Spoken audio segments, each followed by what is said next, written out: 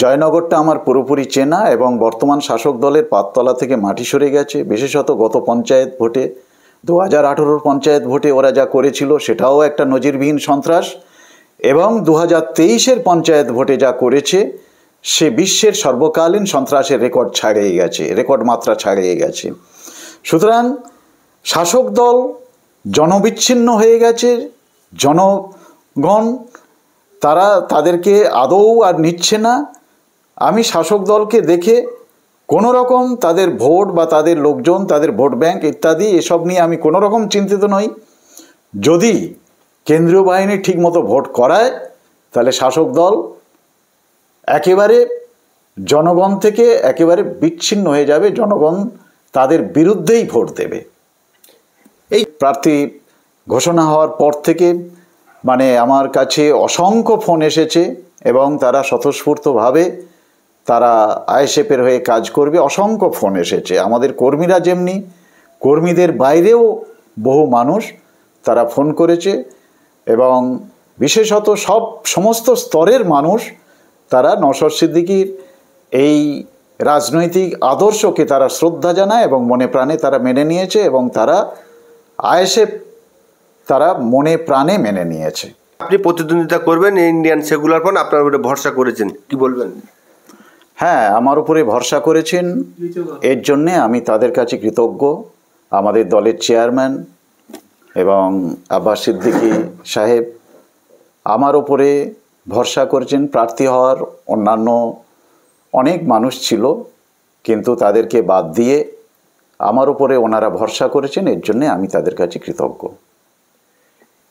আপনারা জানেন যে এই জায়গা বর্তমানে শাসক দল অর্থাৎ টিএমসির দুর্গ বললে ভুল হবে না, 3 লাখ 3.5 লাখ ভোটে লোকসভার ক্যান্ডিডেট জয়নগর লোকসভা কেন্দ্রের। সেই জায়গায় 7টি থানার মধ্যে আপনি প্রচার করবেন। সেই আছে, জীবনতলায় সভা করব। সেই জায়গায় সংগঠন আপনাদের সঙ্গে যোগাযোগ, তাদের সঙ্গে যোগাযোগ কেমন? আপনাদের সংগঠন কেমন? যোগাযোগ ভালোই আছে, সংগঠনও আমাদের ভালোই আছে। তো সেই জায়গায় যারা সংগঠন আছে তারা ক্যান্ডিডেট হওয়ার পরে আপনার সঙ্গে যোগাযোগ করেছে? হ্যাঁ, তারা স্বতঃস্ফূর্তভাবে যোগাযোগ করেছে, এখনো যোগাযোগ করে যাচ্ছে। আমি যখন ঘোষণার পর থেকেই তারা স্বতঃস্ফূর্তভাবে যোগাযোগ করেছে এবং তারা খুশি, আমি প্রার্থী হওয়াতে তারা খুশি এবং তারা সর্বতভাবে আমাকে নিয়ে তারা ময়দানে ঝাঁপিয়ে পড়বে এ কথাও তারা দিয়েছে। ক্যানিং পুর বিধানসভায় জীবনতলা যদি আপনি সভা করেন, সবার মুখ্য অতিথি বক্তা হিসেবে কাকে রাখবেন? আমি চেষ্টা করব নওশাদ সিদ্দিকীকে রাখার। উনি একান্ত না থাকতে পারলে এবং চেষ্টা করব ওনার ডেট নিয়ে সভা করার। উনি একান্ত না সময় দিতে পারলে তখন অন্য রাজ্য নেতৃত্বের কথা ভাবব। জীবনতলা যে জায়গায় একটি কলেজ মাঠ আছে, জীবনতলা বাজারের সামনে একটি স্কুল মাঠ আছে, বিগত যে গেল বিধানসভায় সেই জায়গায় আইএসএফের সভা হয়েছিল, অনেকটা দূর বাজার ছাড় একটি শ্মশান ঘাটের সেই জায়গায়। এবারে কি কলেজ মাঠ কিংবা জীবনতলা স্কুলের মাঠে আপনারা পারমিশন আদায় করতে পেরে ওই জায়গায় সভা করতে পারবেন বলে আশা করেন? সেটা প্রশাসনিক লেভেলে কি করবে জানি না, কেন প্রশাসন তো শাসক দলের একেবারে দলদাস হয়ে গেছে। তো আমাদের চেষ্টা থাকবে ওই রকম একটা মাঠ নেওয়ার চেষ্টা থাকবে।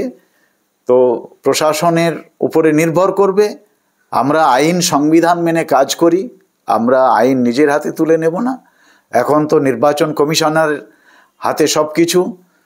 আমরা চেষ্টা করব প্রশাসনিক লেভেলে পারমিশন আদায় করার। একান্ত যদি পারমিশন যদি আমরা না পাই, বিকল্প পথ আমরা ভাবব।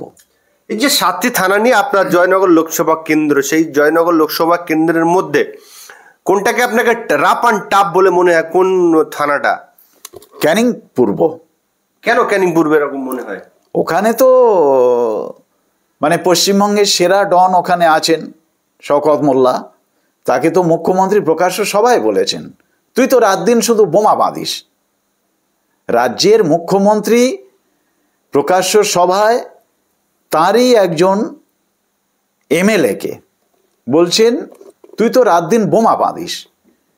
তো তিনি তো স্বীকৃতি দিয়ে গেছেন এবং তিনি তারই নির্দেশে শওকত মোল্লা ওখানে তিনি ডন, সেরা ডন হয়ে বসে আছেন। এই যে আপনার 8টা জায়গায় প্রার্থী দিয়েছে, সম্ভবত সেকেন্ড ফেজে আরও কিছু আইএসএফের প্রার্থী দেবেন। আইএসএফের প্রতিষ্ঠাতা অর্থাৎ আব্বাস সিদ্দিকী ভাইজান যাকে বলে সবাই, আব্বাস সিদ্দিকী ভাইজান কি এই মানে ভোটের প্রচারে ময়দানে নামবেন বলে মনে হয়? সেরকম সম্ভাবনা খুবই কম। অনেকেই বলেছে তিনি এই ভোট প্রচারে এবারে নাও থাকতে পারেন, সম্ভাবনা খুবই কম। নওশাদ ভাইজান থাকবে? নওশাদ ভাইজান তো থাকবেনই। হ্যাঁ, সর্বশেষ আপনাকে প্রশ্ন করব যে আপনি জয়নগর তপশিলি লোকসভা কেন্দ্রে আপনি প্রার্থী হয়েছেন, আমাদের মাধ্যমে আপামর সর্বশ্রেণীর ভোটারদের কি বার্তা দিতে চান? আমি সর্বশ্রেণীর ভোটারদের বলবো, পশ্চিমবঙ্গে গণতন্ত্রকে একেবারে নির্মমভাবে হত্যা করা হয়েছে, কবর দেওয়া হয়, জীবন্ত কবর দেওয়া হয়েছে। গণতন্ত্রের উদ্ভব এথেন্সের মানুষ গণতন্ত্রকে প্রাণের চেয়ে প্রিয় মনে করে। আর আমাদের মানুষের গণতান্ত্রিক অধিকার ধ্বংস হওয়া মানে তাদের অস্তিত্ব ধ্বংস হওয়া। সেই জায়গা থেকে বেরিয়ে এসে গণতন্ত্র পুনঃপ্রতিষ্ঠার যে স্বপ্ন নিয়ে, যে লক্ষ্য নিয়ে আইএসএফ মাঠে ময়দানে মানে বিশাল সংগ্রাম করে যাচ্ছে এবং গণতন্ত্রকে পুনঃপ্রতিষ্ঠা করে আদর্শ সমাজ প্রতিষ্ঠার লক্ষ্য নিয়ে যেভাবে আইএসএফ এগিয়ে যাচ্ছে, আমরা প্রতিশ্রুতিবদ্ধ, আইএসএফ প্রতিশ্রুতিবদ্ধ যে হিংসামুক্ত রাজনীতিকে একেবারে সরিয়ে দিয়ে গণতন্ত্রের পুনঃপ্রতিষ্ঠা করে আদর্শ সমাজ প্রতিষ্ঠা করব এবং আমাদের যে আগামী ভবিষ্যৎ, আগামী প্রজন্ম যারা আছে তাদের একটা সুনিশ্চিত ভবিষ্যৎ আমরা গড়ে তুলব, মানুষের হকের পাওনা পাইয়ে দেব। তার জন্যে সমস্ত আপামর জনসাধারণকে আমি বলবো যে আপনাদের অস্তিত্ব রক্ষার জন্যে আপনারা আইএসএফকে ভোট দিয়ে, আইএসএফের ছত্রছায়ায় আসুন, আইএসএফকে ভোট দিয়ে আপনারা জেতান।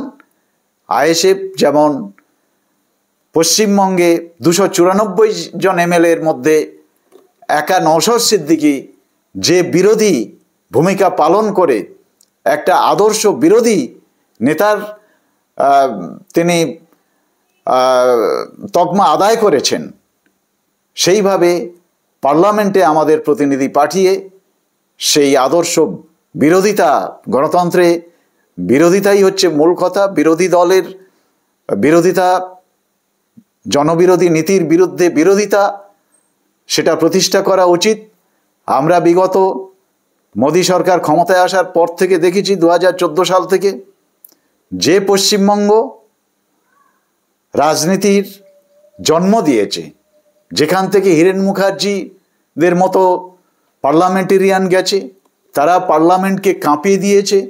হীরেন মুখার্জি, ইন্দ্রজিৎ গুপ্ত, জ্যোতির্ময় বসু থেকে শুরু করে ওদিকে গীতা মুখোপাধ্যায় থেকে শুরু করে অনেকেই তারা পার্লামেন্টে রাস, প্রণব মুখার্জি বা ওই গণিখান চৌধুরী, প্রিয়রঞ্জন দাস মুন্সি, এরা পার্লামেন্টের রাস এদের হাতের মুঠোয় ছিল। সেই পশ্চিমবঙ্গ থেকে যারা প্রতিনিধি গেছেন, যখন বিরোধীরা মোদী সরকারের জনবিরোধী নীতির বিরুদ্ধে এক কাট্টা হয়ে চেপে ধরেছে, তখন তারা পার্লামেন্টের বাইরে ফ্লোর থেকে বেরিয়ে এসে পার্লামেন্টের বাইরে নাটক করেছে, হয় গলায় প্ল্যাকার্ড ঝুলিয়ে, না হয় তারা গলায় অন্য কিছু ঝুলিয়ে তারা নাটক করেছে। মোদী মমতা সেটিং হয়ে এই কাজ করেছে। তিনি পশ্চিমবঙ্গে মমতা যেভাবে দুর্নীতিগ্রস্ত হয়ে যেভাবে লুটতরাজ চালাচ্ছে সেটাকে তিনি প্রশ্রয় দিয়ে যাচ্ছেন। আর তিনি তাদের একটা সেটিং যে তুমি রাজ্য চালাও, আমি কেন্দ্র চালাই, তুমি আমাকে সর্বতভাবে কেন্দ্রে সহযোগিতা করো, তুমি রাজ্যে যা খুশি করো, আমি কিছু বলবো না। তা নাহলে এই যে অরবিন্দ কেজরিওয়ালকে অ্যারেস্ট করা হচ্ছে, ঝাড়খণ্ডের মুখ্যমন্ত্রীকে অ্যারেস্ট করা হচ্ছে, কিন্তু পশ্চিমবঙ্গের মুখ্যমন্ত্রী এত দুর্নীতি, যেখানে সারা বিশ্বে একেবারে এই দুর্নীতি জন্যে আমাদের মাথা হেঁট হয়ে গেছে, তো পশ্চিমবঙ্গের মুখ্যমন্ত্রী এবং তার ভাইপোকে কেন অ্যারেস্ট করা হচ্ছে না? এতে পরিষ্কার, দিনের আলোর মতো পরিষ্কার, মোদী মমতা এক গভীর সেটিং হয়ে রয়েছে। সুতরাং এই সেটিং ভেস্তে দেওয়ার জন্যে এই নির্বাচনে আমি আপামর জনসাধারণকে বলবো, তৃণমূল এবং বিজেপি এরা একই বৃন্তের দুটি ফুল, এরা একই মুদ্রার এপিট আর ওপিট। এদেরকে আপনারা বর্জন করে আইএসএফকে আপনারা প্রতিষ্ঠা করুন।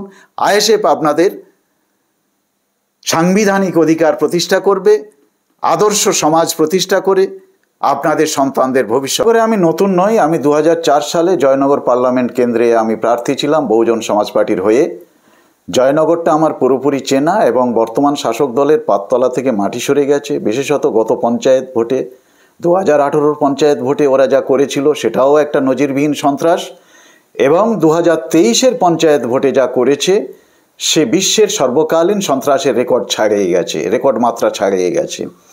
সুতরাং শাসক দল জনবিচ্ছিন্ন হয়ে গেছে, জনগণ তাদেরকে আদৌ আর নিচ্ছে না। আমি শাসক দলকে দেখে কোনো রকম তাদের ভোট বা তাদের লোকজন, তাদের ভোট ব্যাংক ইত্যাদি এসব নিয়ে আমি কোনো রকম চিন্তিত নই। যদি কেন্দ্রীয় বাহিনী ঠিকমতো ভোট করায় তাহলে শাসক দল একেবারে জনগণ থেকে একেবারে বিচ্ছিন্ন হয়ে যাবে, জনগণ তাদের বিরুদ্ধেই ভোট দেবে। জয়নগর লোকসভা কেন্দ্রে আপনি প্রার্থী হয়েছেন আইএসএফের। এই 7টা থানার মধ্যে কোন কোন থানা আছে? এই থানার মধ্যে একটু যদি আপনি বিস্তার বলেন, কত ভোট আছে এই লোকসভায়? আমি একেবারে শেষ প্রান্ত থেকে বলে আসছি। গোসাবা, বাসন্তী, ক্যানিং 1, ক্যানিং 2, জয়নগর, কুলতলি এবং মগরাহাট পূর্ব। এই সব জায়গায় আপনাদের সংগঠন কতটা মজবুত আছে বলে আপনি মনে করেন? আমাদের সংগঠন সব জায়গায় মজবুত আছে। এই যে গতকাল যখন ইন্ডিয়ান সেকুলার ফ্রন্টে যারা প্রার্থী তালিকা ঘোষণা করলে আপনার নাম ঘোষণা করলেন, এই জয়নগর লোকসভার বিভিন্ন যে নামগুলো আপনি করলেন যেসব জায়গায় থানাগুলোর, সেই সব জায়গা থেকে কেমন সাড়া পাচ্ছেন? খুব, কালকের প্রার্থী ঘোষণা হওয়ার পর থেকে মানে আমার কাছে অসংখ্য ফোন এসেছে এবং তারা স্বতঃস্ফূর্তভাবে তারা আইএসএফের হয়ে কাজ করবে। অসংখ্য ফোন এসেছে। আমাদের কর্মীরা যেমনি, কর্মীদের বাইরেও বহু মানুষ তারা ফোন করেছে এবং বিশেষত সমস্ত স্তরের মানুষ তারা নওশাদ সিদ্দিকীর এই রাজনৈতিক আদর্শকে তারা শ্রদ্ধা জানায় এবং মনে প্রাণে তারা মেনে নিয়েছে এবং তারা আইএসএফ তারা মনে প্রাণে মেনে নিয়েছে। এই যে জয়নগর লোকসভা কেন্দ্রের মধ্যে কতগুলো ভোটার আছে, তারা কি চায়, তাদের চাহিদাটা কি কি মনে করেন আপনি? দেখুন, এটা সুন্দরবন এরিয়ার মধ্যে হাজারো সমস্যায় জর্জরিত এই সুন্দরবন এরিয়া। তাদের চাহিদা কৃষি, সেচ ব্যবস্থা, রাস্তাঘাট, বিদ্যুৎ, পানীয় জল, শিক্ষা এবং কর্মসংস্থান, এইগুলো মূলত যদি হয় তাহলে তাদের আর ওই পরিযায়ী শ্রমিক হয়ে ভিন রাজ্যে যেতে হয় না, বিদেশেও যেতে হয় না। এবং এই যে দারিদ্র্যের সুযোগ নিয়ে পশ্চিমবঙ্গে নারী পাচারে দক্ষিণ 24 পরগনার শীর্ষে, এই সমস্ত কাজগুলো আর হয় না। এই শাসক দল যে ওই শেখ শাহজাহানের মতো প্রত্যেকটা ব্লকে, প্রত্যেকটা বিধানসভা এরিয়ায় বেশ কিছু করে তারা শেখ শাহজাহান তৈরি করে রেখেছে এবং এদের মারফতে কত নারী যে পাচার হয়ে যাচ্ছে তার কোনো ঠিক নেই।